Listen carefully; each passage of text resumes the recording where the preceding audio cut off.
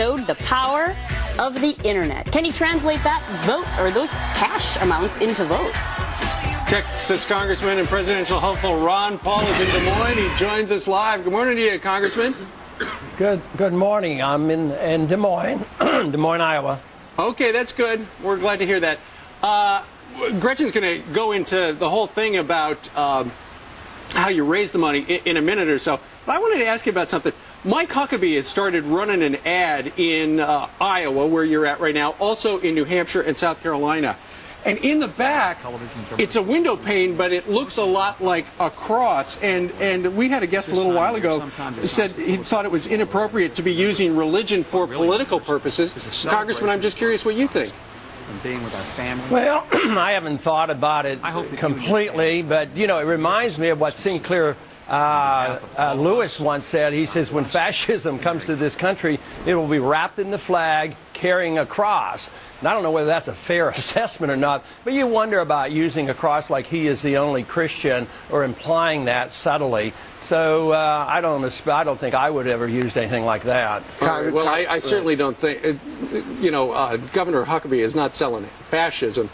He's simply sending out a Christmas message. Anyway, just curious how you felt about that. Congressman, if you would sit right there in Des Moines for just another moment, we're going to take a quick time out and continue our conversation with Ron Paul live from Des Moines. Plus, a little later on, the number 3. And we're back with presidential candidate Ron Paul. Good morning to you again, Congressman. Good morning. So some people might call you the $1 million man, but actually you're the $6 and some change $1 million man, because on Sunday, that's how much your supporters raised for you over the internet. How did you do it? Well, I didn't do it. The supporters did it. They did it spontaneously. They organized it themselves, and they found me on the internet, and they did. It was over $6 million, and even yesterday there was another $500,000 because some people, I guess, couldn't get in on the internet the first day. But, to me it is astounding. We had over 55,000 donations. 25,000 were brand new donors, so something very special is going on in the country, and we've tapped into it. I think the message of the Constitution and individual freedom and limited government and a changed foreign policy is really catching on. So are these people who are donating to your campaign the people who are not being called in the polls? Because nationally and in Iowa and New Hampshire, you still are in single digits as far as support. That is right, because a lot of people who support me used to be Republicans, and they dropped out of disgust, and they didn't vote last time, so therefore they wouldn't be on the rolls. Also, it's made up of a lot of young people who haven't voted before, and they're college kids, and they carry cell phones, so they're not going to be polled. So I don't think the polls are accurate, but we don't know exactly where we stand because nobody knows. The only way we're going to find out is to have an election. So I'm sure we're going to do much better than the polls show. Okay, let me do a little kind of a situation with you here. I'm going to say a topic, and if you can give me a one-word response. Iraq. One word, okay. Iraq. Iraq. We need to come home.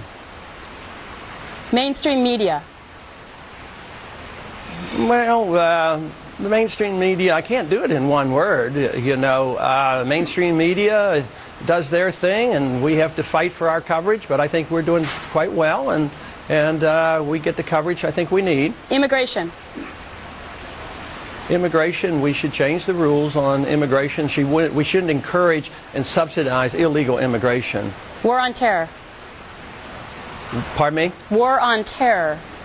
War on terror. Yeah, we better understand what the motive is. If we don't understand the motive, if we think terrorism comes from the fact that we're rich and free, believe me, we'll never solve that problem. We better understand foreign policy if we expect to take care of the terrorists coming here in this country. All right, Congressman Ron Paul, thanks for joining us. We'll be talking to you again soon. Thank you. He's a best-selling novelist, author David